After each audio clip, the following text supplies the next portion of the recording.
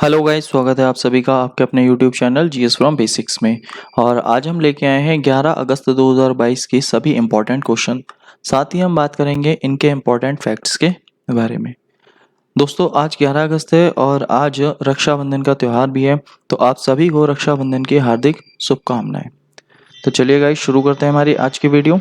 तो आज का हमारा पहला फर्स्ट क्वेश्चन है, प्रतिवर्ष विश्व आदिवासी दिवस कब मनाया जाता है? तो विश्व आदिवासी दिवस मनाया जाता है 9 अगस्त को। तो ऑप्शन बी इसका राइट आंसर हो गया, 9 अगस्त। अब आदिवासी अगर देखा जाए तो एक अभी हाल ही में आदि महोत्सव मनाया गया था।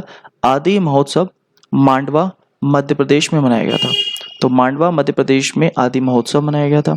इसके अलावा अभी जो हमारे वर्तमान में जनजातीय मंत्री हैं वो है अर्जुन मुंडा।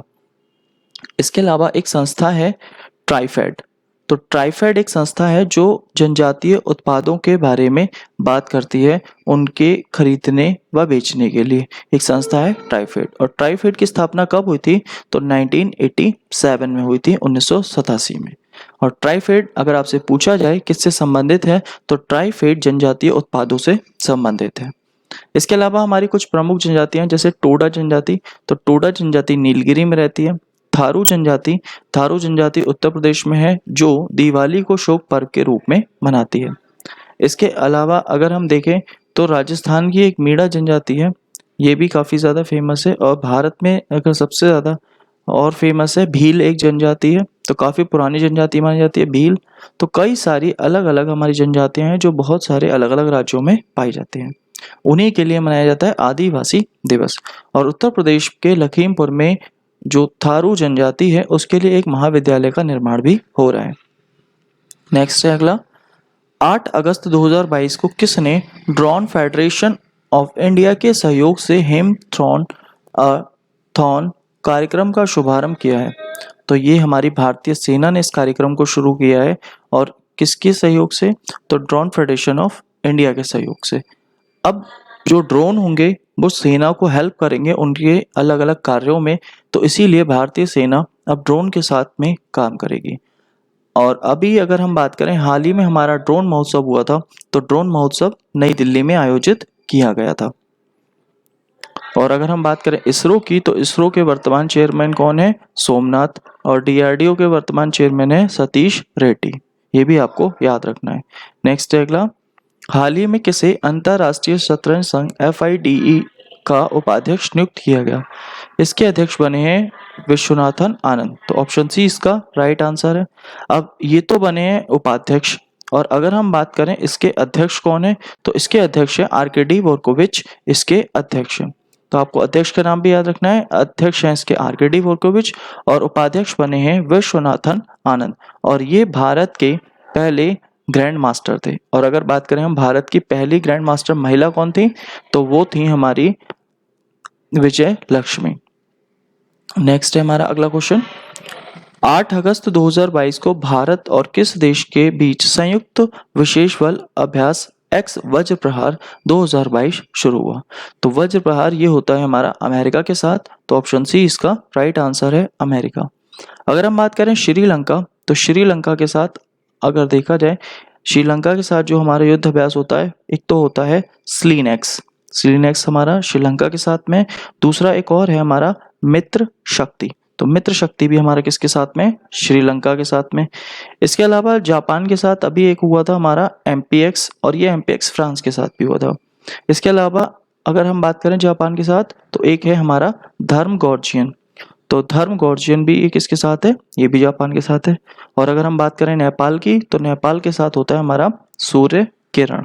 तो ये सभी युद्ध अभ्यास आपको याद रखना है। नेक्स्ट है, हाल ही में किस राज्य सरकार ने गन्ने की उपज बढ़ाने के लिए पंचामृत योजना शुरू की है? तो पंचामृत योजना ये हमारे उत्तर प्रदेश ने शुरू करी है। तो उत्तर प्रदेश की बात आती है, और उत्तर प्रदेश की राजधानी कौन सी है? लखनऊ। और लखनऊ में भारत का पहला DNA पार्क भी है। और लखनऊ गोमती नदी के किनारे स्थित है, और गोमती नदी गंगा की सहायक नदी है। नेक्स्ट है हमारा अगला क्वेश्चन, 9 अगस्त 2022 को किस राज्य के मुख्यमंत्री नीतीश कुमार ने अपने पद से इस्तीफा दिया? तो नीतीश कुमार ये बिहार के मुख्यमंत्री थे जिन्होंने हाल ही में अपना इस्तीफा दे दिया है। अब इन्होंने जो गठबंधन किया था पहले बीजेपी के साथ किया था और अब अपना गठबंधन तोड़ के अब ये चले गए हैं आरजेडी के साथ में। और यहाँ इसीलिए नीतीश कुमार ने अपने पद से दे दिया अब इस्तीफा। नेक्स्ट है हमारा अगला क्वेश्चन, 7 अगस्त 2022 को किस राज्य ने राष्ट्रीय शिक्षा नीति 2020 उच्च शिक्षा संस्थानों के पाठ्यक्रम में 100% लागू करने की घोषणा की है? तो यानी अगर बात आती है उच्च शिक्षा संस्थान, मतलब 12th के बाद के जितने भी शिक्षण संस्थान होंगे उन सभी में। और कौन से? तो ऑप्शन सी, गोवा में। तो किसने करी है ये? गोवा राज्य ने करी है, जो हमारी न्यू एजुकेशन पॉलिसी है, न्यू एजुकेशन पॉलिसी 2020। इससे पहले जो हमारी एजुकेशन पॉलिसी थी वो आई थी 1986 में, और 1986 के बाद ये आई है अब, और किसके कहने पर आई है? ये आई है कस्तूरी रंगन की सिफारिश पर। कस्तूरी रंगन की सिफारिश पर न्यू एजुकेशन पॉलिसी 2020 आई है, और इसे अब गोवा राज्य में उच्च शिक्षा संस्थानों के पाठ्यक्रम में भी लागू कर दिया गया। और अगर हम बात करें कि प्राइमरी लेवल पर किस राज्य में है, तो प्राइमरी लेवल में उत्तराखंड में है। और अगर हम बात करें कि वैसे किस राज्य में लागू किया गया है, तो कर्नाटक राज्य में लागू किया गया। और अगर हम शिक्षा से ही संबंधित बात करें तो एक घोषणा पत्र आया था, वुड डिस्पैच घोषणा पत्र। यह आया था 1854 में डलहौजी के समय में। नेक्स्ट अगला क्वेश्चन, हाल ही में किस राज्य या केंद्र शासित प्रदेश ने परवास अभिनव मार्केट लिंकेज योजना शुरू की है? तो परवास अभिनव मार्केट लिंकेज योजना ये सेब के उत्पादन के लिए, और सेब अगर देखा जाए कहाँ होता है, तो सेब होता है हमारा जम्मू कश्मीर। तो ऑप्शन ए इसका राइट आंसर है, जम्मू कश्मीर। और जम्मू कश्मीर में जो केसर की खेती होती है वो कौन से मैदानों में होती है? तो वो करेबा मैदानों में होती है, और कश्मीर के केसर को जीआई टैग भी मिल चुका है। नेक्स्ट है हमारा अगला क्वेश्चन, 18 से 22 अक्टूबर 2022 तक डिफेंस एक्सपो 2022 का आयोजन कहाँ किया जाएगा? अब ये 2022 का डिफेंस एक्सपो है, 2021 वाला जो लगा था वो लखनऊ में लगा था। अब 2022 का ये लगना था गांधीनगर में, लेकिन ये कैंसिल हो गया क्योंकि यूक्रेन और रूस का चल रहा था विवाद। उस विवाद के चलते ये कैंसिल हो गया, और कैंसिल होने के बाद अब ये दोबारा होगा। तो ये जहां प्रस्तावित था गांधीनगर में था, तो गांधीनगर में ही अब दोबारा लगेगा। तो इसका आंसर हो गया गांधीनगर। नेक्स्ट है, हाल ही में कौन भारत के 75वें ग्रैंड मास्टर बने हैं? तो ये बने हैं वी प्रणव, और ये सबसे युवा बने हैं। ये 14 साल की आयु है इनकी, और ये 14 साल की आयु में भारत के 75वें ग्रैंड मास्टर बने हैं। और भारत के पहले ग्रैंड मास्टर थे आनंद विश्वनाथन। और अगर हम बात करें कि भारत की पहली ग्रैंड मास्टर महिला कौन थी, वो थी विजय लक्ष्मी। इनके नाम भी आपको याद रखने हैं। हमारी लास्ट वीडियो का क्वेश्चन था, 4 से 7 अगस्त 2022 तक किस देश ने ताइवान के पास अब तक का सबसे बड़ा सैन्य अभ्यास आयोजित किया? तो ये चीन ने किया है। और हमारा आज का सवाल, 7 अगस्त 2022 को किसकी अध्यक्षता में नीति आयोग की शासी परिषद की 7वीं बैठक आयोजित की गई? तो इसका आंसर आपको हमारे कमेंट बॉक्स में देना है। साथ ही गाइस, अगर वीडियो अच्छी लगी हो और आज की पीडीएफ फाइल गाइस आप हमारे टेलीग्राम ग्रुप या व्हाट्सएप ग्रुप या हमारे डिस्क्रिप्शन बॉक्स में लिंक दिया हुआ है, आप वहां से भी डाउनलोड कर सकते हैं। और गाइस, अगर वीडियो अच्छी लगी हो तो प्लीज़ वीडियो को लाइक करें, शेयर करें, कमेंट करें और चैनल को सब्सक्राइब करें। Thank you guys.